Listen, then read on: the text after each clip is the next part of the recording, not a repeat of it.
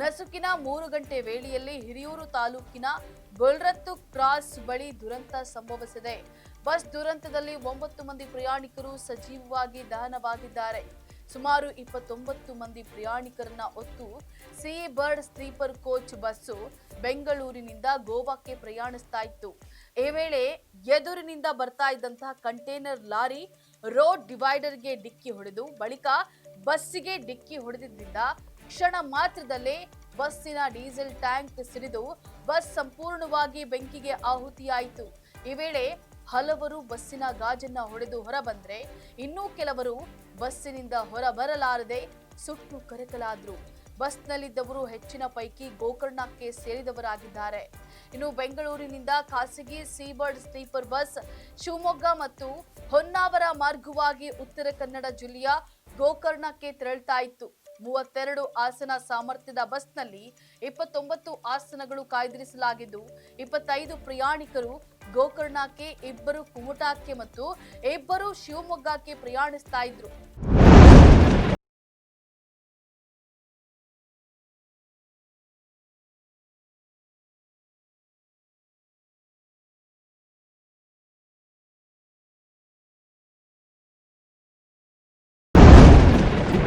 ಅಪಘಾತದ ಮಾಹಿತಿ ದೊರೆತ ತಕ್ಷಣ ಎಸ್ಪಿ ರಣದೀಪ್ ಮಂಡಾರ್ ಮತ್ತು ತುಮಕೂರಿನ ಎಸ್ಪಿ ಅಶೋಕ್ ಸ್ಥಳಕ್ಕೆ ಧಾವಿಸಿ ರಕ್ಷಣಾ ಕಾರ್ಯಗಳನ್ನು ನಡೆಸಿದ್ದಾರೆ.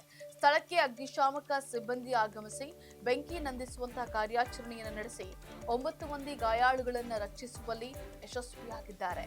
ಹಿರಿಯೂರು ಶಿರಾಗೆ ಸಮೀಪದ ಆಸ್ಪತ್ರೆಗಳಿಗೆ ಹಾಗೂ ಜಿಲ್ಲಾ ಆಸ್ಪತ್ರೆಗೆ ಗಾಯಾಳುಗಳನ್ನು ದಾಖಲಿಸಿ ಚಿಕಿತ್ಸೆಯನ್ನ ನೀಡಲಾಗ್ತಾ ಇದೆ. ಗಂಭೀರವಾಗಿ ಗಾಯಗೊಂಡವರನ್ನ ಬೆಂಗಳೂರಿಗೆ ರವಾನಿಸಲಾಗಿದೆ. ಬಸ್ನಲ್ಲಿ 15 ಮಹಿಳೆಯರು ಹಾಗೂ 14 ಪುರುಷರು ಪ್ರಯಾಣಿಸುತ್ತಿದ್ದಂತಹ ಮಾಹಿತಿ ದೊರೆತಿದೆ.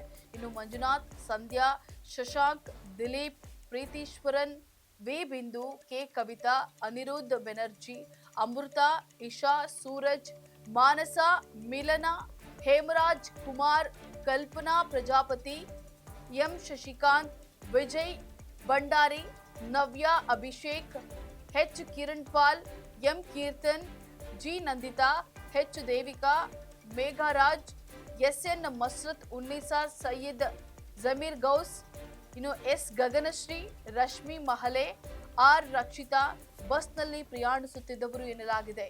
ಇನ್ನು ಮೃತ ದೇಹಗಳು ಸುಟ್ಟು ಕರಕಲಾಗಿರುವುದರಿಂದ ಮೃತ ದೇಹಗಳ ಪತ್ತೆ ಹಚ್ಚಬೇಕಿದೆ.